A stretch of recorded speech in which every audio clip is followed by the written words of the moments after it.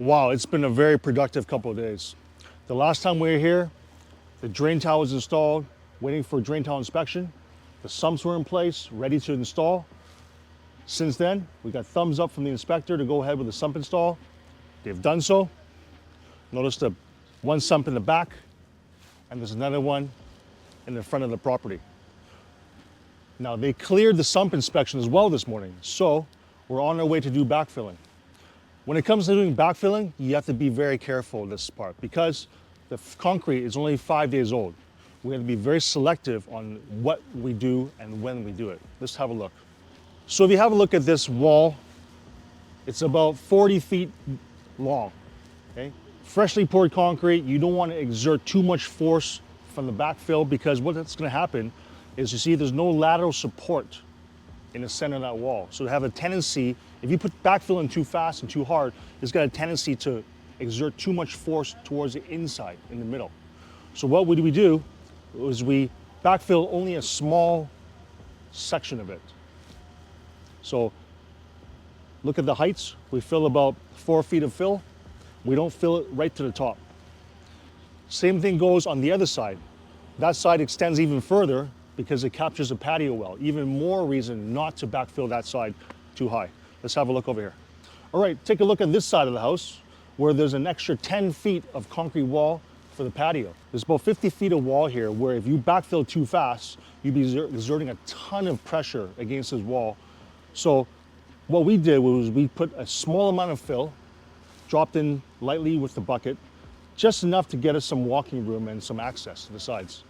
So later on, when the concrete has a bit more time to cure, we'll come in with a slinger and we'll send the rest of this area full of sand or rocks to fill it back up. So industry practice, what we do is we fill the back area up because generally the back wall is much narrower than the sides.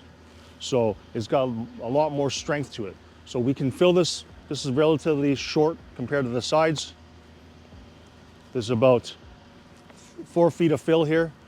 This gives us room to work and park our vehicles and for delivery of materials.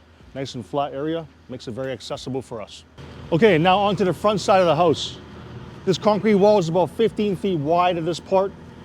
Although it's a tall wall, it's got good support because the side walls are pushing it this way and we have lots of support from the patio wall as well.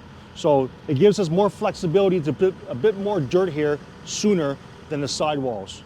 So this gives us more room to work and access to the site once we start framing.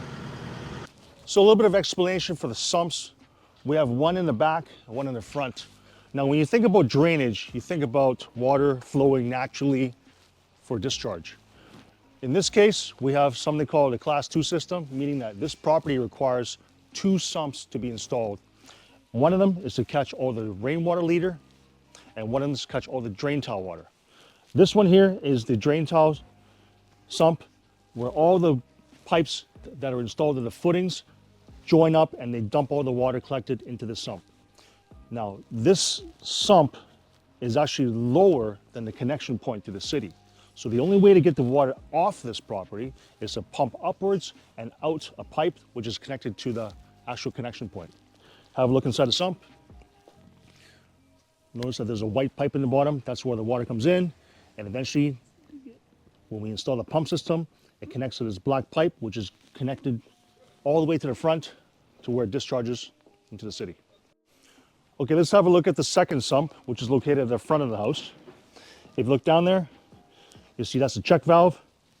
The one with the 90 is what's connected by gravity to the city. The other pipe that comes in, that's all water collected on the rainwater leaders. Rainwater leaders are basically connected to the gutters, which connects to the roof drainage system. So to summarize, the 2 sumps, the one in the back collects all the water at the footing level. This sump here collects all the water primarily from the rainwater leaders, which collects water from the roof system down the gutters and into the sump. This one does not require a sump pump because naturally the pipes are higher than the discharge pipe. The one in the drain tile, they're all set below the elevation of the discharge pipe, meaning you have to pump the water up before it runs out naturally for discharge. So one more thing to keep in mind, when you have a sump pump system, the city inspector will usually require a memo from an engineer stating the type of pump you'll be using, how many pumps, and the piping requirements and the horsepower requirements for those pump motors.